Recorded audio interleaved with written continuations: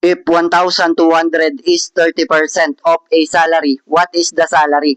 So dito, sabi ng sentence natin, 30% of salary is equivalent to 1,200. So dito, gawin nating mathematical equation to. Yung word na of, palaging multiplication ang ibig sabihin yan. Yung salary, yan yung hinahanap natin, so ilagay natin as N. 30% times N, at saka 30% N, pareho lang yan. So, is equivalent to 1,200. So, itong 30% pwede natin gawing fraction to o kaya decimal. So, dito gagawin nating decimal. I-move lang natin yung decimal point na 2 beses. So, isa, dalawa. So, mapupunta dito yung decimal point natin. So, magiging 0.3 N is equal to 1,200.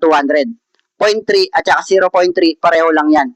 So, dito, para matanggal natin yung 0.3 na kasama ng N, so, i-divide lang natin both side by 0.3.